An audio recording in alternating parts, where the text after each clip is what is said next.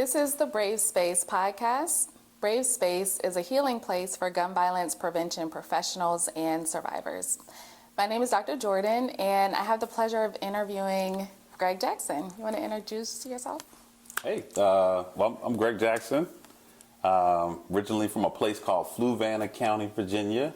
Okay. It's as rural as it sounds, but spent the last 15 years or so in D.C., and excited to be here.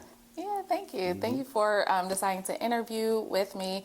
So I'm really excited to interview you. Obviously, I know a lot about your work, and we're going to talk about work and like your role in community violence intervention. But also, I think it would be interesting to kind of get more of like the personal side of who you are, if that's all right. Sounds great. Yeah. So I can't pronounce it, but tell me the county. Fluvanna. Fluvanna. There you go. Fluvanna County. Yeah. Okay, where is that? Central Virginia. Okay. It's very rural. We have 2 stoplights. 2? And, okay. well, 3 now. We just got a 3rd one, I think. I heard streets be talking. Okay. But very rural. Just kind of a farmer community. Pretty big black community there as well. But yeah, just out there between Charlottesville and Richmond, Virginia. Okay, so that helps a little bit Yeah. to kind of locate Fluvanna. Fluvanna. All right. So tell me, what was it like growing up for you, like in a rural county in Virginia? Yeah, it was fairly slow. My family actually come from about 3 generations of farmers. Well, probably more than that, but 3 that we can trace. And my mom and my dad both grew up in pretty rural communities. My mom, she tells us stories of when she was young, being out in the fields. And she actually even picked cotton when she was young, Wow. And my father grew up more in a beef cattle farming community. My grandmother had, chickens, horses, cows. I remember riding horses when I was very young. There's a picture of me when I was like 2 years old on a horse. And that was kind of a way of life, in rural Virginia and North Carolina. And I think a lot of people don't realize that on the East Coast, it's what's called the Bible Belt. There's a lot of black folks in rural communities all the way through, Atlanta, South Carolina, North Carolina, Virginia, on up to Jersey. And my family is a part of that legacy and that community. And yeah, I loved it. I mean, a lot of outdoors time, had dogs and all these different things. We raised cattle. Full experience. Oh, yeah. I had to raise a few cattle by hand. I had 1 cow named Chino that I had when I was. Yeah. Okay. They're like just like Listen, you name that's a part dog. of it. Yes, true. And yeah, so it was a very slow life, but still exciting in its own way. And frankly, that's also where I learned about guns and firearms. My dad, we were a big hunting family. Okay. My dad has over 26 guns. I have a rifle, and we have probably a dozen handguns. We learned how to shoot everything, and we even have our own kind of makeshift shooting range on our farm. Yeah. But how the way old were that you when you first learned how to shoot? maybe like 8, Okay. something like that. But we were taught very rigid responsibility when it came to firearms. Sure. And it was always seen as like a tool to hunt, For sure. or a tool, like an offensive tool, not a defensive tool. Yeah. So just like you pack your fishing rod and you go fishing, you pack your firearm to go hunting. We didn't just drive around with guns on us, know. And so that's how I always saw firearm as like a culture of sport, recreation, not this world of defense and interpersonal violence. And so yeah, it was a very different upbringing. And I went off to college from my rural area, and I always wanted to address issues in the black community, because even though it was rural, we also suffered a lot from rural poverty. It's a lot of black rural poverty. People forget a lot about what's happening in our communities. Gun violence is still a real thing in my community. I remember Even growing up? Yeah. I think in high school I got shot at 3 times. Right? Really? Like little house parties or gatherings. And even in elementary school, actually lost one of my basketball teammates to a shooting. He was shot and killed, and he was like maybe 10 or 11 or so. So it's still very present in rural America. It's just not, there's no media covering what's happening in our communities. There's no social media. There's no big CNN headline about what's happening in rural communities. But it was a very present threat. And so I went off to college thinking about how can I help shift things and fight for my community, recognizing that rural folks are really being forgotten about. Yeah. How did losing a friend early on to gun violence, like, did that at all shape you? Was it a really, really close friend? Like, tell me more about It was that. too young for me to really process it. I mean, I think everyone kind of made it seem like he just moved away. Right? They didn't really explain that he died. We didn't go to the funeral. It was just like, oh, you know, he's no longer on the team. Something happened, you know, but we're going to be all right. And we kind of moved on. So it's very normalized. I don't think any of us really even grieved, you know. Do you think that's part of, like, the, you know, don't tell our business or don't say much about the details of what happened, or what do you think that was? I think it's just because we were young, and just conversations about death in general were really avoided until at least the culture of my family and friend circle, you know, especially like violent death. That was something that I think they try to shield us from. So it maybe had somewhat of an impact on you, maybe just a memory. Would that be like yeah, just a memory. I don't think I really realized that was a big deal until I got older and I experienced different forms of violence. Yeah. And I started to really reflect, and it's like, oh, violence has been normalized for me as a black male. But that's not the same for a white man or a white girl that I was in classrooms with in college, right? Like, they had a whole different lived experience. And that's when I started to backtrack and say, oh man, that shooting at that New Year's party in you know, 10th grade, like, that's not normal, right? Losing my teammate in elementary school is not normal, and that's where it started to kind of click. What about, do you remember how old you were when you were shot at?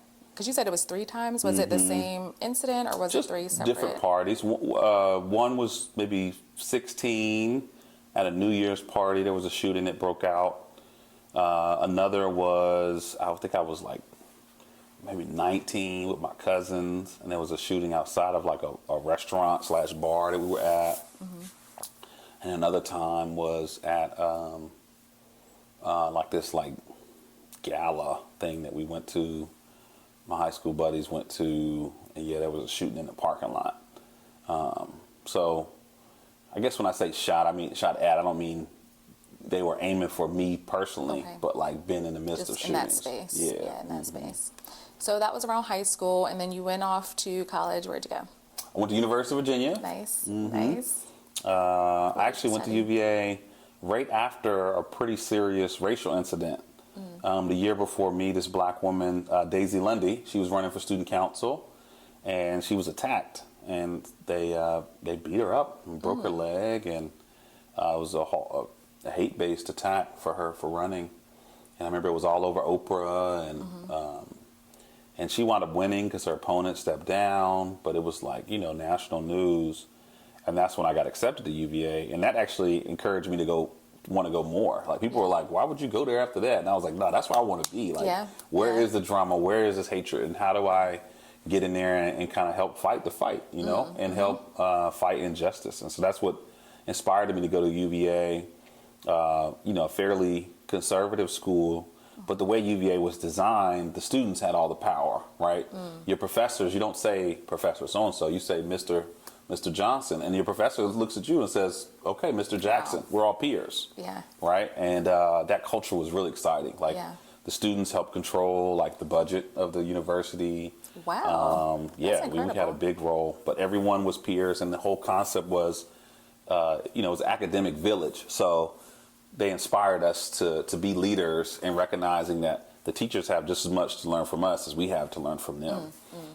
So I really like that empowering spirit at UVA. And even though I came there with like this fight the power system mindset, and I did fight a lot of fights, but that environment really nurtured me as far as being a leader and being able to just always step forward and not be shy. For sure. What kind of fights did you fight in college? Like, what kind of justice-related issues were you passionate about? Yeah, so the first one was there was a restaurant that actually had a dress code, and you couldn't go in if you weren't wearing the right outfits. But if you looked at the dress code, it was you couldn't wear white tees, you couldn't wear baggy jeans, you couldn't wear Timberland boots. You could wear boots, you can't wear not Timberland boots, no Tims.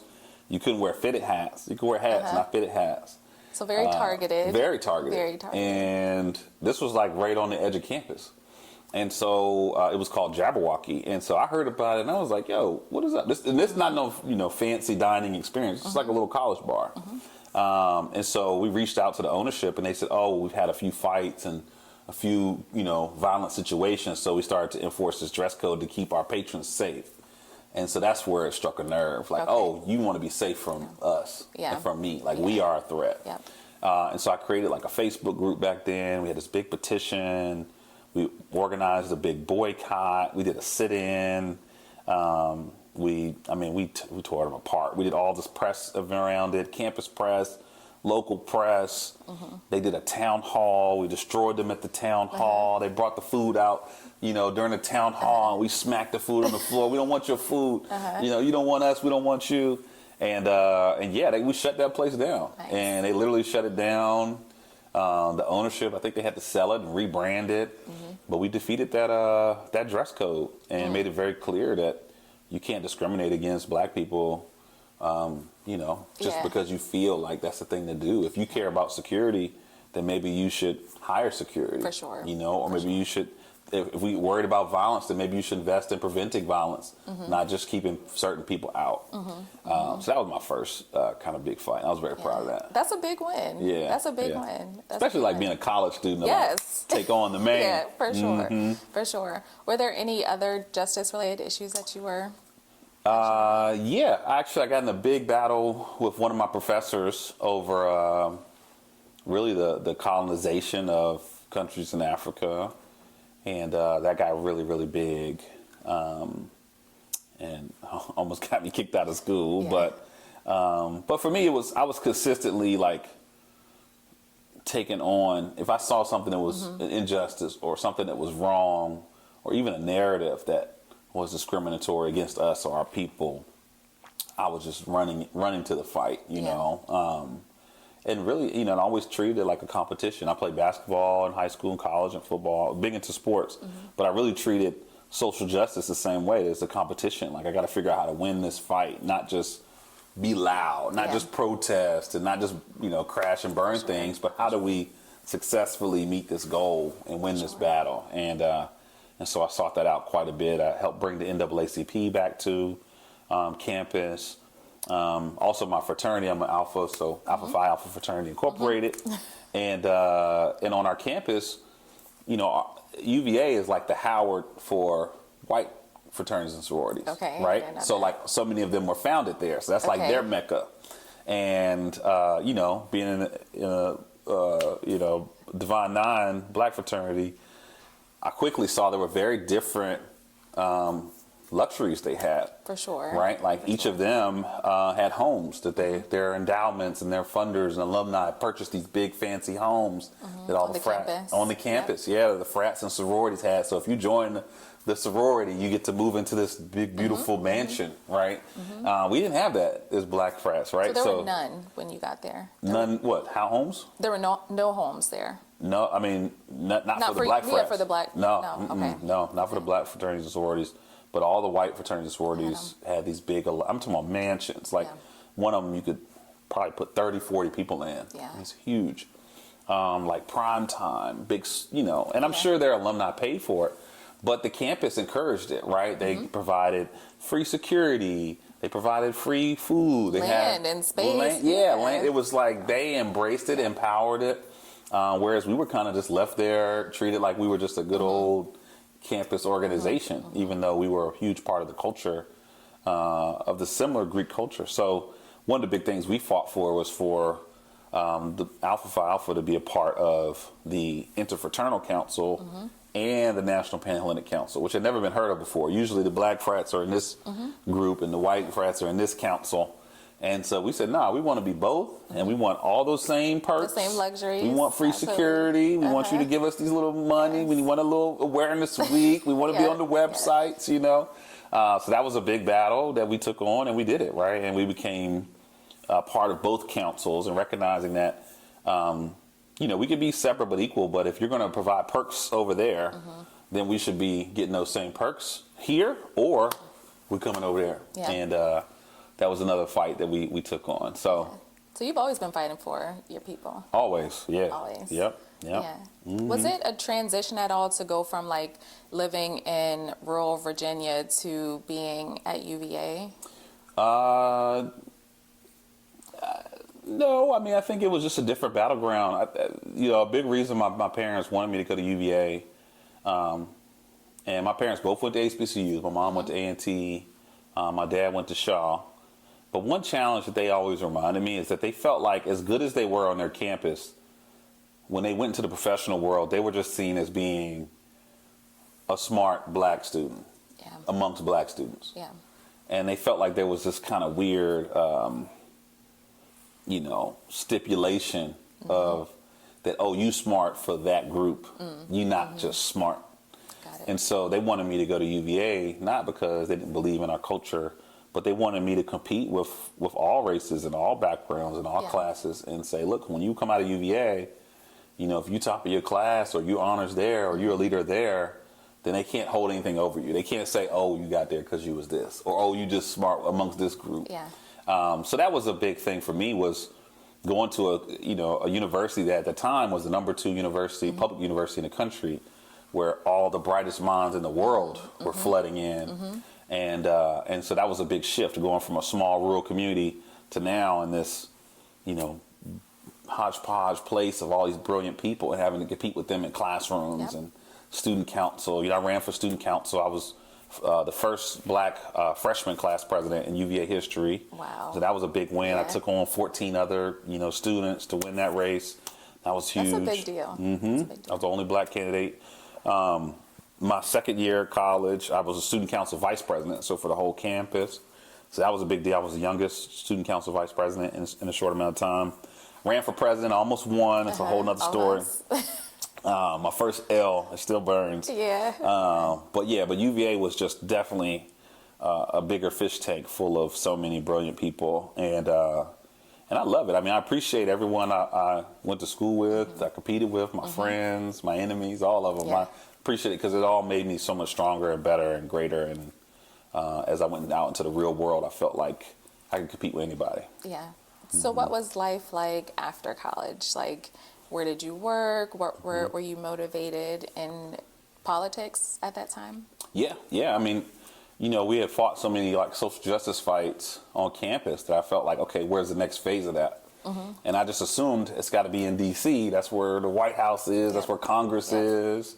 And so I moved to D.C., got a big consulting job, right, at one of the big government consulting firms. And while there, I started to work in different agencies. I worked for UPS, for FEMA, for the Marines for a while, for the U.S. Army for a while, but just took on different projects. And in that job, I was in charge of customer relationship management technology, which I know sounds a little wonky, but a lot of it was improving services for the people that this agency served. So with the Marines, how do we provide better benefits and resources for Marines that are coming home or that are abroad, and strengthening all of that. So I learned a lot about the government.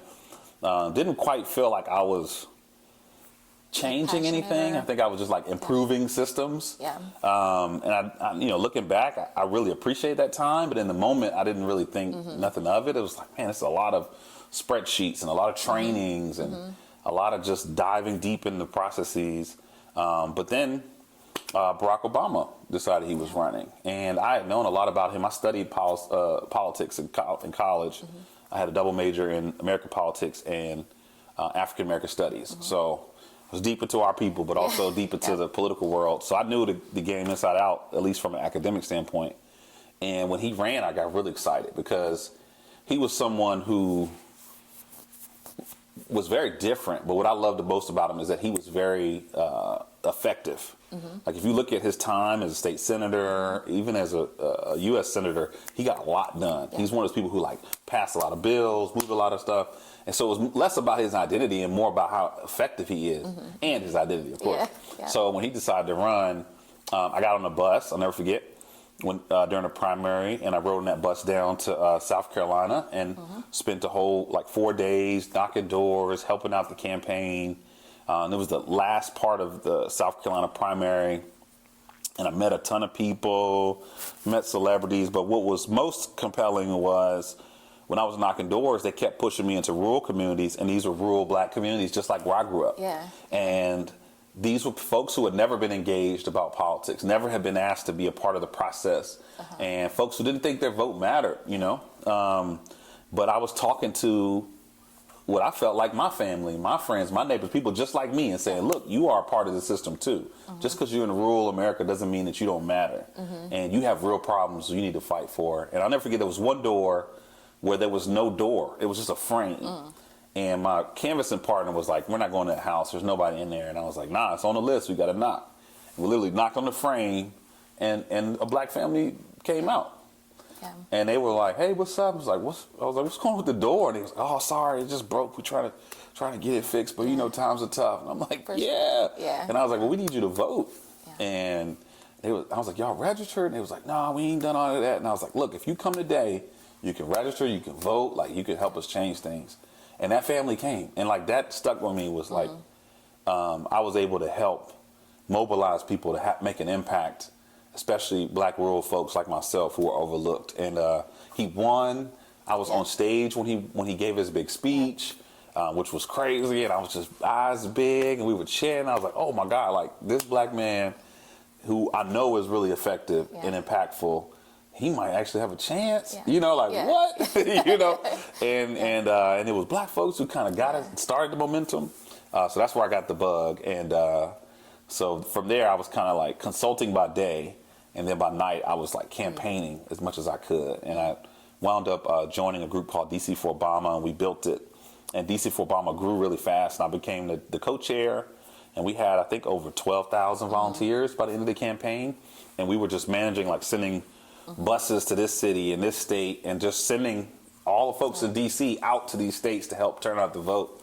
And it was a huge deal. And I became really close with the campaign because of my role, kind of pumping out all these people to help. And it was amazing. And he won. It was awesome. It's a big moment. And then I'll never forget, I went to this guy named Jeremy Bird, who was big in the campaign. I said, Jeremy, I really want to leave consulting and get into the social justice world and really work deeper in policy. Like, will you write me a letter of recommendation to work on Capitol Hill? And he looked at me, he said, Greg, no. And I was like, what? Why? He was like, you're not a Capitol Hill policy nerd. He was like, you're an organizer. And we need you in the community organizing people to help change things. Do you feel like he saw something in you that you didn't yet know about yourself as an organizer? Yeah, because had you ever thought of yourself as an organizer before? I guess that term wasn't really a thing. Yeah. So, no, I didn't know there was a word for it. I just knew I was like, I was organizing people to fight these fights, but I didn't know there was like a title for it. Yeah. I just thought I was like doing what I saw Malcolm X do. What you were passionate about. Yeah, we saw the movie, Malcolm X, getting people fired up. For sure. Take them to the courthouse, we fight, that's what I was doing. I didn't see Malcolm X as an organizer. I saw Malcolm X as Malcolm X. So no, I didn't know what it was until he kind of defined it. And I was like, whoa, okay.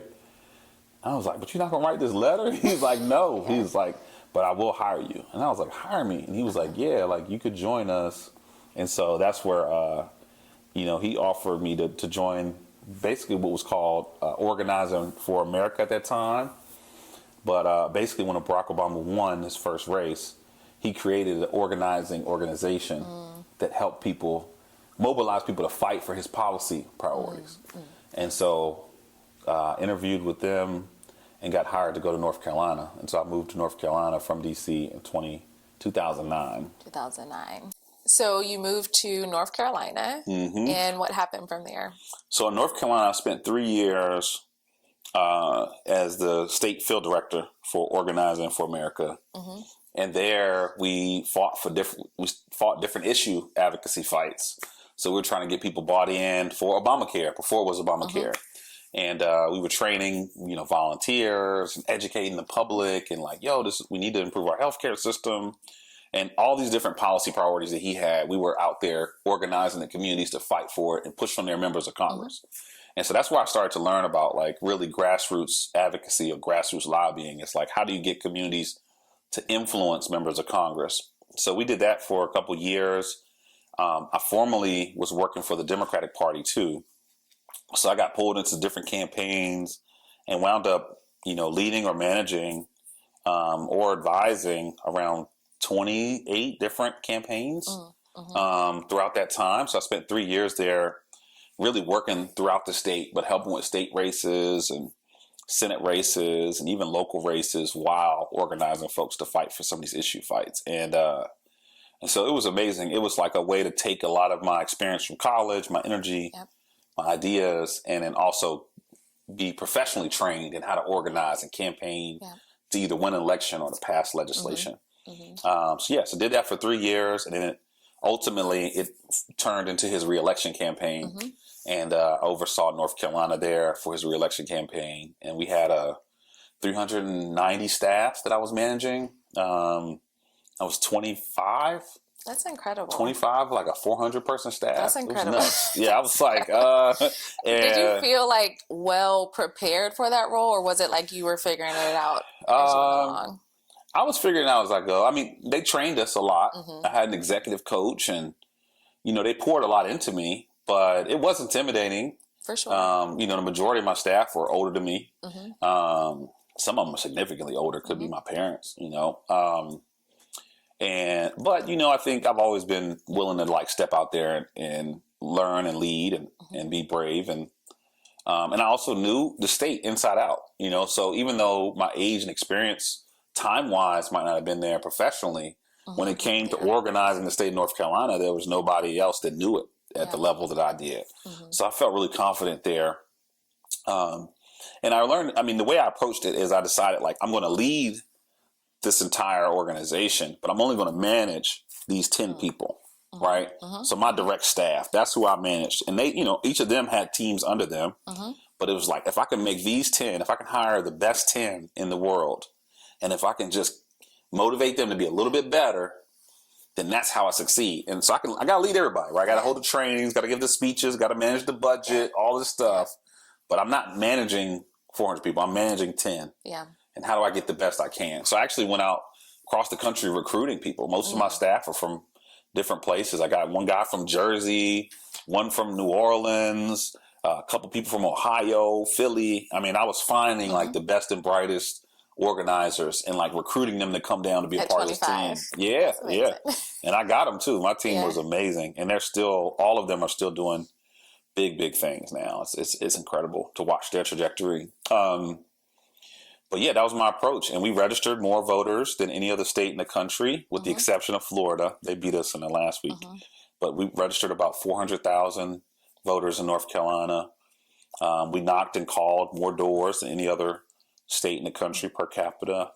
And we didn't win North Carolina that year, but we got really, really close. Then we lost by like 70,000 votes, which was amazing considering the backlash we were trying to navigate through of Obama's second campaign. So yeah.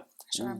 At what point did you land on gun violence as a social justice issue that you were passionate about? So, to be honest, gun violence was one issue amongst many for me when I thought about what we're fighting for our people. And, after North Carolina, I was selected as kind of a small group that would move back to Chicago with the campaign headquarters and help them like memorialize everything that they've done, nationwide. And they sent me back to DC. I moved back to DC, joined the DNC and their leadership team, and was a part of like all these big national projects.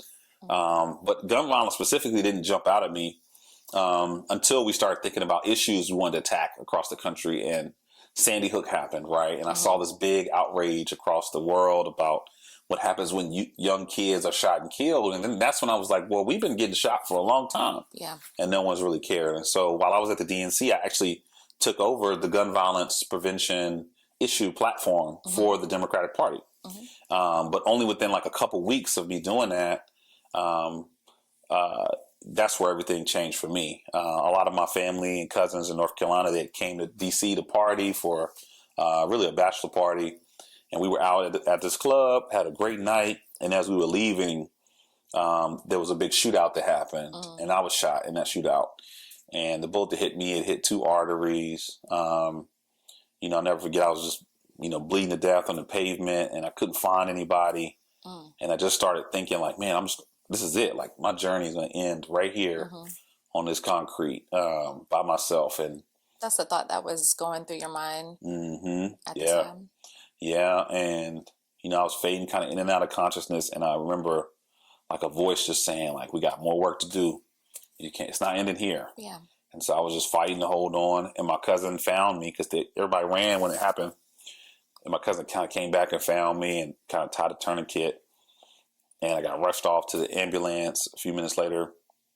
And when I got to the hospital, I'm like, man, okay, relief. Like, because I've been holding on, like, just trying to stay conscious. So you were conscious once you got to the hospital? Yeah, because I felt like if I had lost consciousness, it might be over. Like, I might not wake back up.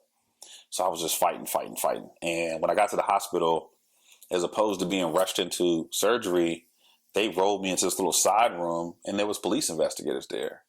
And they started questioning me interrogating me, frankly, about why I was there and who did I know and where was my gun and what happened with the fight and was the drugs involved. And I'm sitting here like, I'm literally fighting just to stay conscious, afraid I'm gonna die. So they hadn't stabilized you? No. Or no.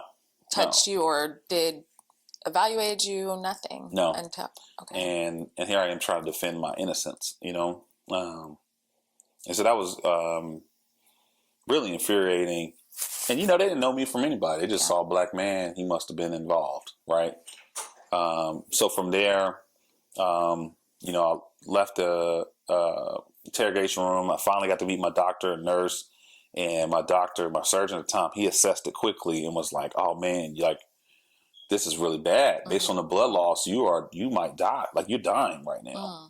And I knew that feeling, but I felt like no one else had that urgency until I met him. And he said, yeah, we got like maybe 26 minutes, maybe 30 minutes to get you in there, or you might not make it. We got to hurry up.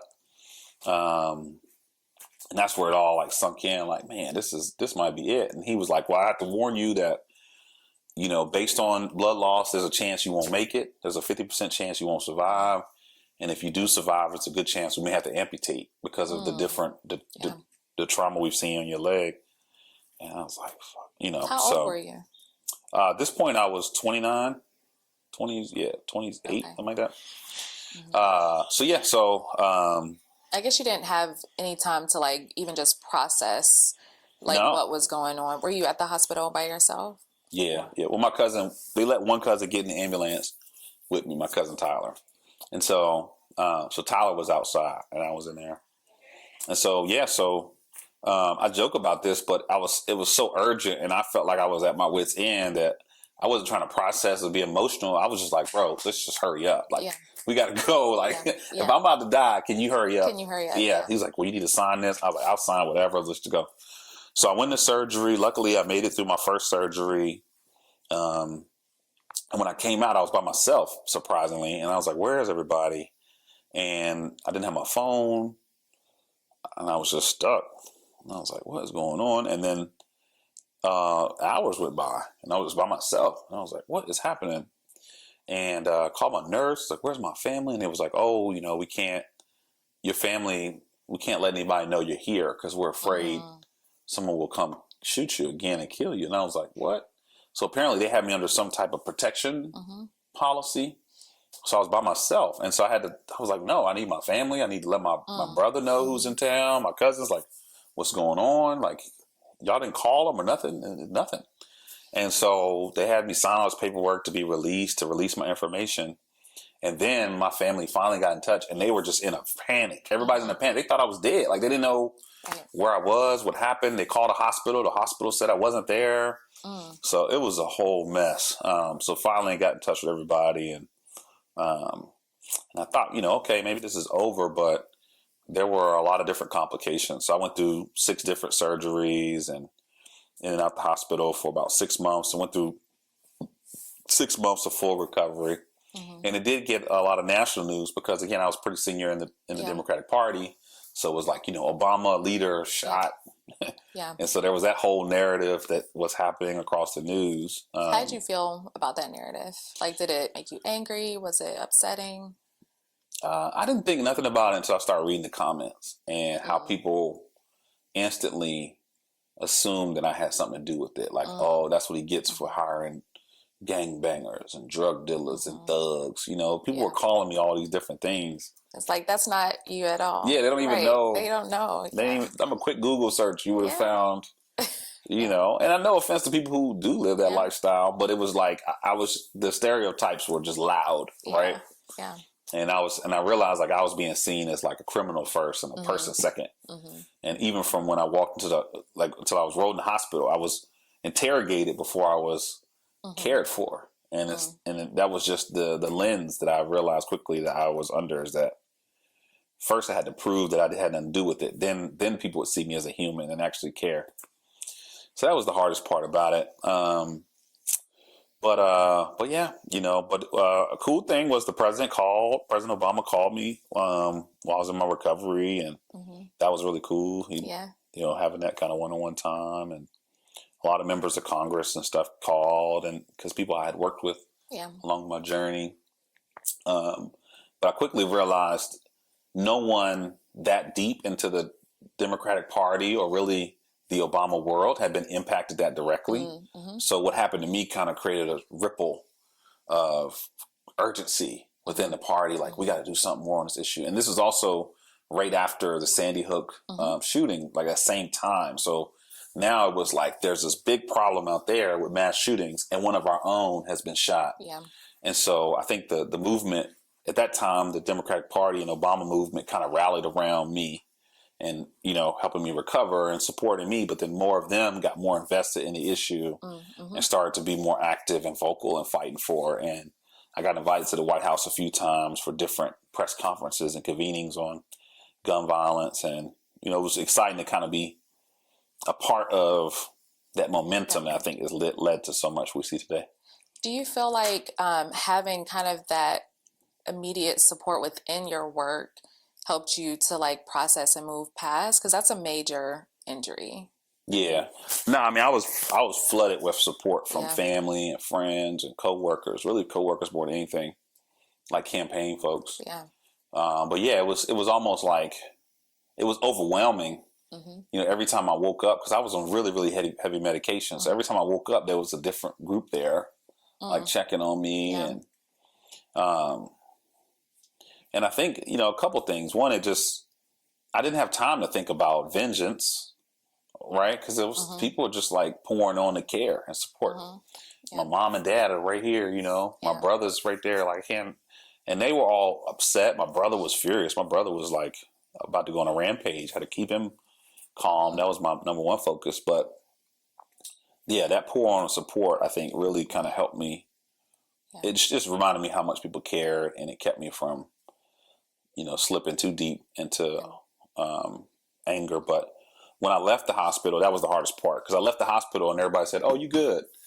But I had 4 months of recovery left, and I was still bedridden for 4 months. And that's where depression sunk in. That's where hopelessness, that's where I lost like 40 pounds. That's where I just like, you know, just really started to give up on life and started having really terrible thoughts, because, you know, you just stuck. You feel powerless and no one can help you. And that's where the spiral happened. But do you feel like, because I don't know if you know, but I work with a lot of young survivors of gun violence, and especially with young men, the comment that comes up a lot is, and if they've been immobilized for a period of time or even permanently, a question that comes up a lot is, you know, like, am I the same man? Like, am I a man? Am I the same? Did that question ever come up for you? Not about my manhood, but more, am I the same person? And I had to question I was big into sports. So to go from being very, very active, like I was running, playing ball all the time, to like, I can't even go to the bathroom by myself. That really kind of broke my spirit. And even when I try to express that, other people would say, "Well, man, you know, at least you made it. You know, you lucky, bro. A lot of people don't survive." And it was like, well, you're trying to, like, that sense of sympathy and not empathy. It felt like it made things worse, kind of, you know? So I definitely had a lot of those thoughts. But I think what helped me, I'll never forget this conversation. I met this guy named Colin Goddard, who was shot in the Virginia Tech shooting. And Colin, we had brunch together. I was still on my crutches at this time. I was kind of getting moving a little bit, still super depressed and frustrated and angry. And Colin said, man, look, I got shot, I think 7 times. And he was like, and I couldn't do any of this. I could barely talk. I couldn't walk. My girlfriend was shot and killed in front of me. Wow. Like, he was like, I went through all this. He said, but look where I am now. You know, I'm about to go to law school. I got a new girl now. I got a job I like.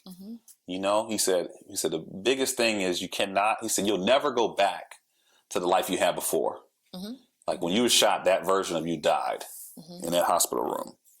He's like, this is a new version of Greg. And it's up to you whether you want this new version to be a better version or a worse version. But it's really your choice. Wow. But don't pursue what you were before. That's gone. Yeah. Even if you physically fully recover, your mental, your emotional, all of that is shattered, right? In a real way. And he was like, so I want you to think about what is it you want to become moving forward and decide, and then lean into that next phase. That's really good. That's great advice. And that was it. I felt like I just like shed. Yeah. It's like I just took a old coat off and I just shed it. I said, you know what? That guy's gone. Yeah. Here's the next version. Yeah. And it almost gives me chills for him to say something that impactful because, you know, sometimes we think that, you know, you can only get that kind of encouragement in therapy, right? But actually conversations like that, moments like that are very therapeutic and they're lasting. And I think it also kind of gives people a different idea of what therapy can be, right? Sometimes it's just in conversation. Someone giving you a word of encouragement, and especially with him having a similar experience, he can speak to it, you know, with a depth and a richness that, you know, is more profound. And ever since that day, I'm a strong proponent that the only person that really can get to a survivor is another survivor. Yeah. At least for that first conversation. Yeah. And I think we overlook that. And it's hard to, you know, it's just hard to, if you're not a survivor of gun violence, and there's different forms of survivors too. Like someone who lost their son, they can't talk to me if I'm, you know, handicapped, right? It's a whole different. Yeah. But if you can find someone who has a similar reality, it does wonders. And I've tried to be that for a lot of other survivors. And I feel confident I've empowered and motivated a lot of others. But that's irreplaceable.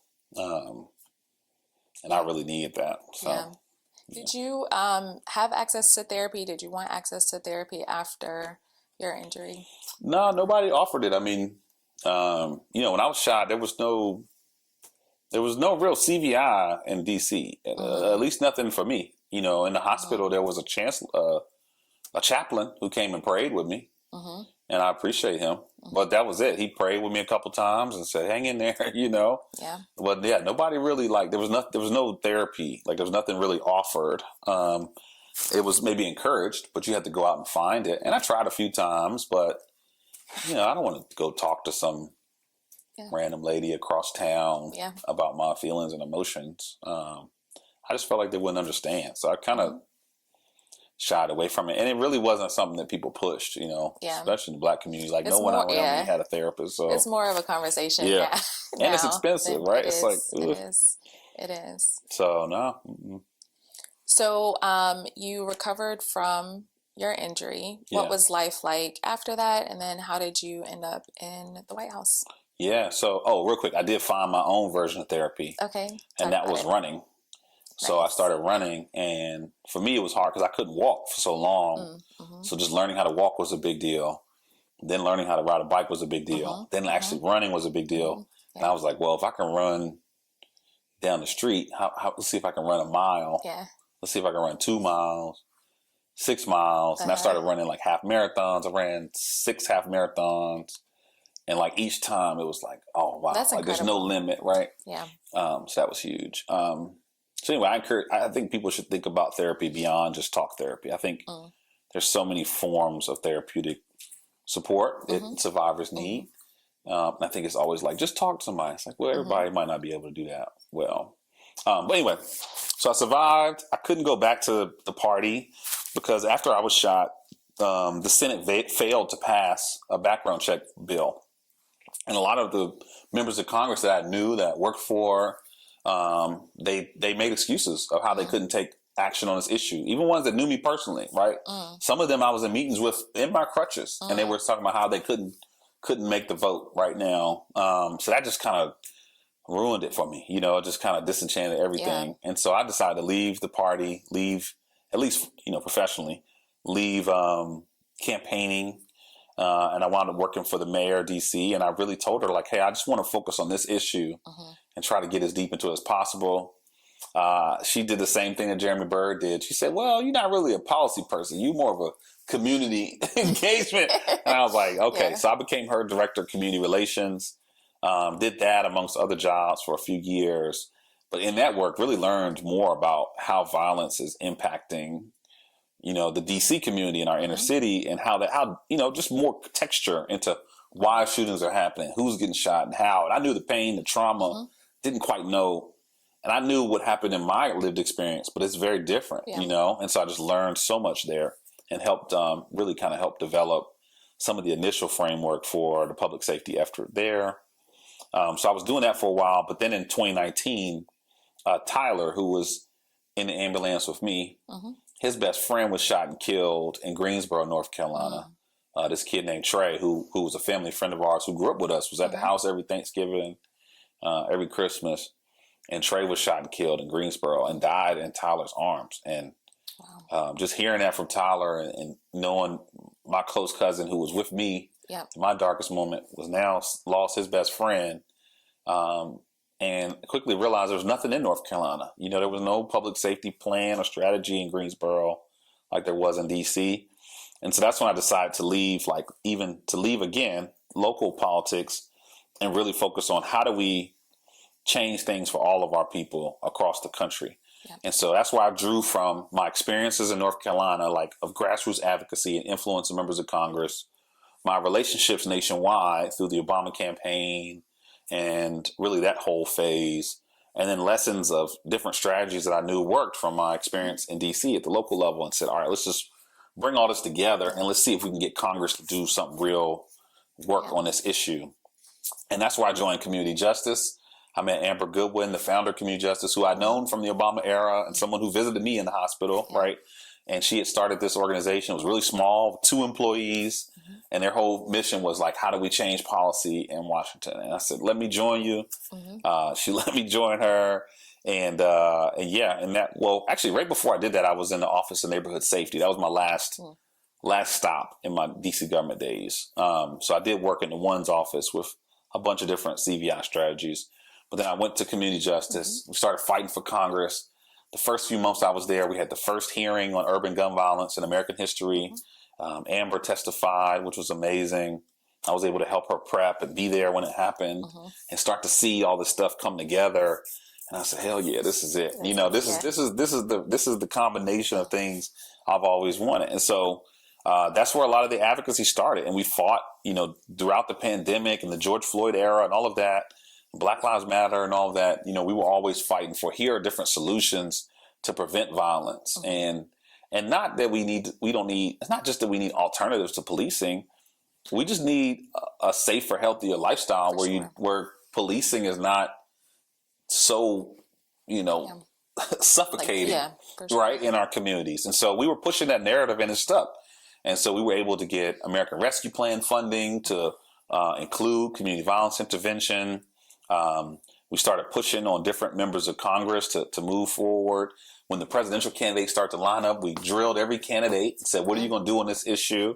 Joe Biden was the only one who said, I'm going to commit $900 million. The rest of them said, oh, this is great. It's a good idea. But he made a number commitment. I didn't know if he was going to win at the time. Yeah. But then when he won, literally the first day, the inauguration day, after he was sworn in, his policy team reached out and called us and called me and said, we want to partner with you. This issue is top priority for us. That's amazing. And I was like, hell yeah. I bet that must have felt amazing too. Yeah.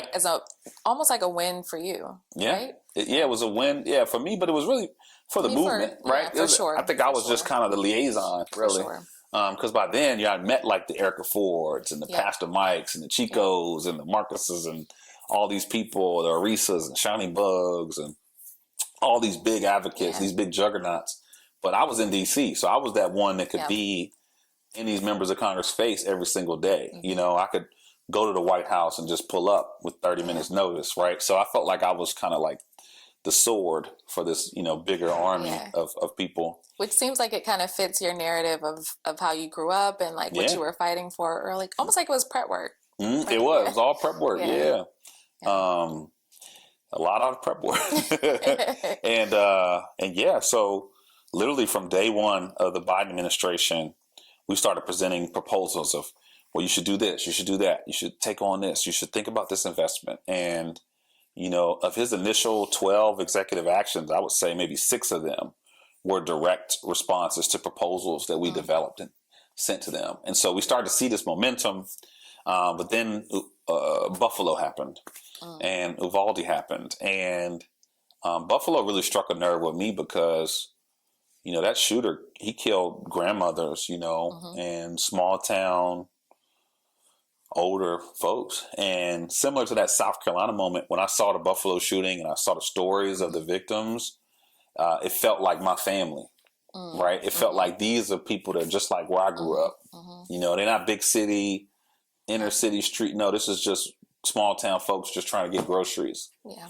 Yeah. And I went to Buffalo and I spent 2 weeks in Buffalo and met the families and met the surviving families and met some of the leaders and the activists. And it felt like I was back in Fluvanna all over again. It felt like family, but it also felt like family that had suffered something so tragic.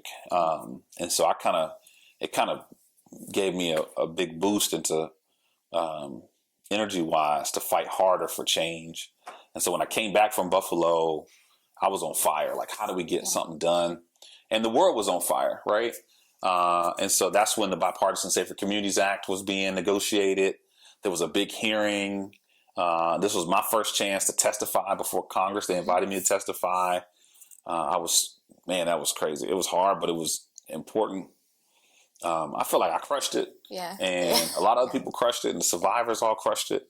And coming out of that testimony and the negotiations, we were able to make sure that how violence impacts Black and brown communities was not forgotten in the negotiations, that this was not just about mass shootings, it's about all forms of violence. For sure. And so that bill passed, the first bill in 30 years to address gun violence, and included some really important efforts for us in our communities. And so that was like the biggest victory ever. I was in the halls of Congress when the Senate passed it, and I remember watching it, and I'm just tears, and I'm just like, this is crazy. We're getting something done, you know? Moment. Yeah, for sure. So that led you to the White House. Yeah, so the bill passed. We said, the White House, you need a team to implement this thing. We gave them hell. They finally gave in and said, all right, we'll build a team. And we celebrated. And I was in Oakland at the time, and they called and was like, you know, would you like to interview for it? And I was like, what? Actually, I was in D.C., and I was like, what? And so I went to interview, and I'll never forget just walking in the White House, and they said, oh, your interview is here. And it was in the West Wing. And I was like, oh, my God. Like, I'm going from, 10 years before coming to the White House as a survivor, someone is observing, to now being invited to sit down and really be a part of building this different approach. And so thankfully, I was offered the position, and I was scared for my life. I remember sitting down with like Anthony Smith and Devone and all these other big leaders in the movement, and the CVI movement especially, and being like, hey man, I don't know if I'm ready for this, because y'all have been doing this for so long. There's so many big people who are so deep and are experts in this. Like, I'm not willing to do this unless y'all think I should do it. And everyone said, you got to. You ain't got no choice. Like, we only get one person in there. That's you. Because I'm not moving to D.C. and so yeah, I didn't really have a choice actually after that point. And so I accepted, and I'll never forget the day before I accepted. There was an ambulance on my block, and someone was being rolled in there who had been shot and killed. And it was another reminder that, like, I have to do this because my neighbors are dying, and who am I to just turn a blind eye because I'm nervous or anxious or I don't feel prepared? Like, you just got to step into it. Yeah. So stepped into it, and started at the White House. And so spent 420 days there, 423 days. And every day we had a focus, like our goal was, and I really set this tone for the team. My mindset was like, look, people are dying every day. We have to have that same sense of urgency. We can't play politics. We got to get stuff done every single day. Yeah. And that was a pace that the White House is not used to. Yeah. And so we were like, every week we need a win, and every day we got to move the ball forward. And so that led to a ton of progress. I mean, we got 54 executive actions done. We had over 2,500 people come to the White House, be a part of it. We had convenings every single week, everything from celebrities to health CEOs to doctors to law enforcement. We met with sheriffs, we met with chiefs. I mean, we went up and we met with principals, the principals of the year. We actually brought all the teachers of the year for each state, brought them all to the White House and said, how are you going to help us? Yeah. We brought everybody we could, rappers. It's the organizing part. Yeah, it's like, look, I'm organizing. How do we build an army of people who all are a part of this? And every time we brought folks in, and the vice president, this was on her, she said, we're not meeting the meeting. Not meeting the meet. Everyone who comes in has to walk away with a charge or an action that they're going to own. And so that was our mindset. Anybody who walked in that building had to walk out with a job. And so we just started activating all these people.